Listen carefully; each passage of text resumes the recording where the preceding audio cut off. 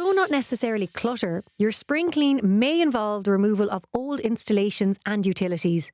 It can be hard to know what to do with these bulkier objects, but there are places we can take them. The Habitat for Humanity ReStore is one such place that can help take some of those installations to repurpose.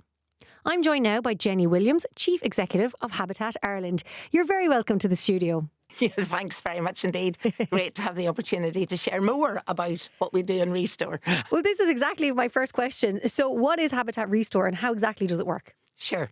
I suppose if I could take a wee step back. So Habitat for Humanity is the organisation that I lead across Ireland, and Habitat ReStore is our social enterprise which directly tackles poverty by helping local families access low-cost materials to improve their home. So that's the main purpose of ReStore. And we have 8 of them across the island at the moment, including ReStore Glasnevin, which we just launched at the end of October. I suppose in terms of the items, like what can be donated and what can't? Sure. Habitat's vision is of a world where everybody has a decent place to live. So our big focus is about home and how people can improve their homes at low cost. Low-income families often don't have an opportunity to pay commercial prices. And so our big goal when we first thought of launching a ReStore was looking at 3 key issues facing our community across Ireland. And interestingly, it's the same north and south. So lack of opportunity to access low-cost materials, so poverty growing. If you can't afford to heat or eat, you're not going to be able to afford to improve your home. If also lack of opportunity for skills for employment, so that was the other key issue that we thought we could tackle with ReStore. And then, of course, reusable material going to landfill. Far too much of it. Yeah. So our goal is to try and get people across the island to give things that come out of their homes to ReStore.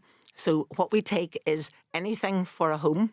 Okay. So everything from screws and nails and nuts and bolts, hammers, pipes, wiring, electrical appliances, kitchens, bathrooms, wallpaper, all the things that I always say to people, there are things probably in your garage and mine, or your roof space and mine, which you may have kept, but actually you're never going to use, and bring them to ReStore. I'm just thinking there because I often watch a lot of DIY shows and also social media accounts where they, tear down a kitchen to put up a new one. So I'm assuming there is a proper way to maybe gently take down the kitchen without smashing it up? Absolutely. And we have a kitchen rescue programme. We were very conscious that often people change their kitchen because it's gone out of fashion, or the latest colour, or they're moving into a new home, or for whatever reason. But often those kitchens are very good quality. Yeah. And if they are taken out carefully, then they definitely can be reused. So if somebody has a kitchen that they're taking out, they could give us a call, send us a picture of it. We would send a team of people who look after the kitchen, take it out very carefully, or we partner with kitchen companies as well.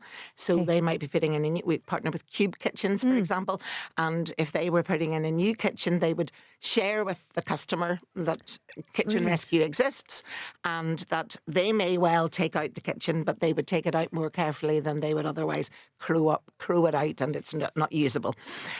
So that's a really important opportunity for local people. I remember a lady up in Drogheda just quite recently that I was talking to, a customer or a donor of her kitchen, said she was taking out her kitchen because she was refurbing her house. The kitchen was perfectly good. And to be able to know that that could have another life in someone else's home was really a joy for her. So they donated the kitchen and very quickly somebody else bought it at very low cost. I mean, our focus is always in making those things affordable for people on low income. That's our primary focus. But obviously, increasingly, we have environmental champions and bargain hunting everybody. And that's me. Okay.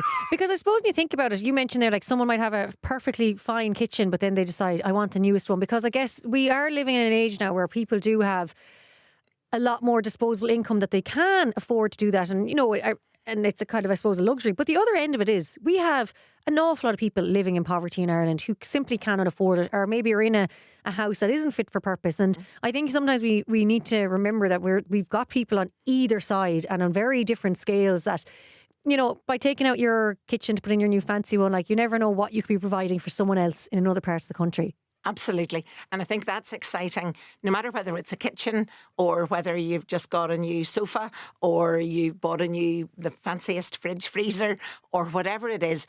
We will take almost everything for the home. It's obviously got to be working, but we do repair, light touch repairs. But, you know, we can't take hazardous materials. We do have a list on our website or on our Facebook pages of exactly what we take.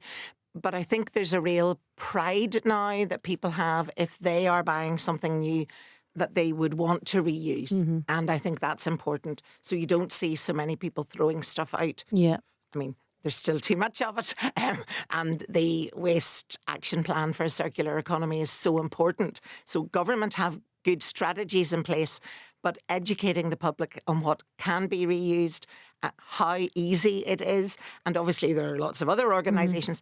Habitat can't provide all the answers, but we provide one solution. At the moment, we're in Drogheda and we're in Dublin, in Glasnevin, and we have secured funding to open 2 more ReStores this year and next. And that will give another community an opportunity to recycle some of the things that are really important.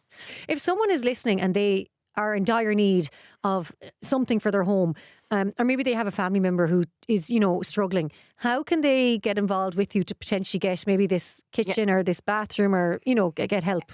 Everything is, we do most things by social because that's cost effective for us. So our social media, we have a Facebook page for every ReStore. That's easily found. ReStore Glasnevin, ReStore Drogheda, Lisburn, Derry. So we've ReStores 8 across the country. And we post all the items that we have online, and people can then just come and visit us and buy. So there's no, we don't ask people to prove that they're in need. Okay. We want ReStore to be a fantastic shopping experience, and it is.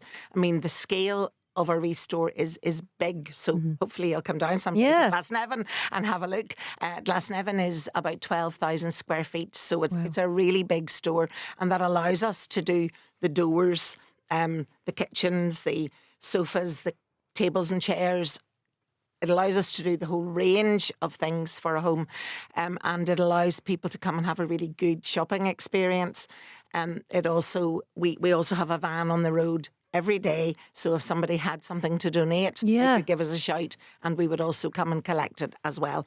So when I say, you know, and anybody can shop in ReStore, we also do all of our other programmes out of ReStore. So, for example, we have a house to home programme where we would go out and help people who have been homeless or at risk of becoming homeless in partnership with other organisations like Women's Refuge, Women's Aid, all of those kinds of organisations, and we would provide practical support for them as well.